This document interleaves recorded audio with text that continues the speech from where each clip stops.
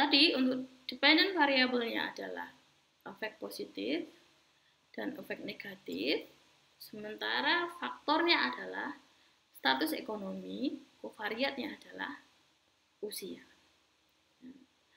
Kita ingin cek asumsinya. Kita cek semua. Nah, kita lihat asumsi dulu. Oke, masuk gitu ya, homogen dan normal. Kita bisa lanjut ke Markova. Nah, tabel di atas ini adalah nilai pengaruh SES terhadap kedua variabel tadi tanpa mengontrol usia. Nah, ini hasilnya kan sama kayak tadi ya, kayak yang sudah kita bahas tadi gitu ya. Walaupun ini agak beda dikit, ini jadi 0,951, tadi kan 4,948 gitu ya, tapi pada intinya sama gitu ya.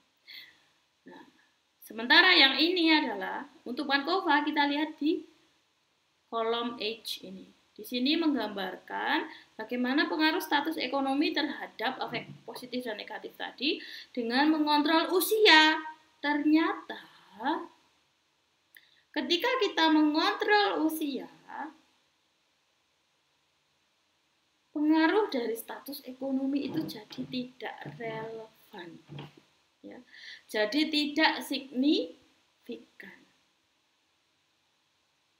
Oke. Berarti di sini sebenarnya kita bisa menggambarkan, berarti sesungguhnya efek positif dan negatif itu sangat lebih dipengaruhi oleh si usia gitu ya, bukan karena status ekonomi gitu.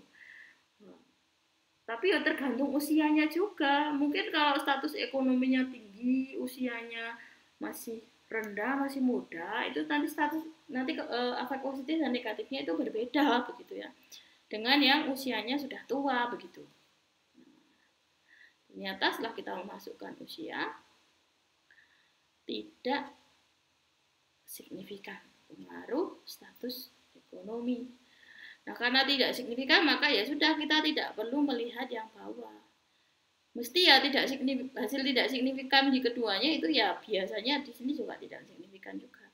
Dan ternyata memang benar, dengan mengontrol usia, status ekonomi itu tidak signifikan mempengaruhi efek positif, juga tidak signifikan mempengaruhi efek negatif. Cukup. Begitu saja. Nah, ini tidak signifikan ya sudah berhenti sampai di sini. Ya. Karena ya itu tadi, kalau penelitian kan nggak mungkin gitu ya semuanya akan sesuai dengan tujuan gitu ya. Ya walaupun kalau penelitian itu dirancang dengan sangat baik, kebanyakan hasilnya memang akan seiring dengan hipotesis alternatif yang kalian ungkapkan gitu ya. Jadi memang kalian menyusun variabel-variabelnya itu sudah berdasar literatur review yang mendalam gitu kan ya, asumsinya kan berarti kuat. Nah, nanti akan lebih mudah dibuktikan. Tapi ternyata memang di sini tidak signifikan, sehingga hipotesis nol kita diterima dan hipotesis alternatif kita ditolak.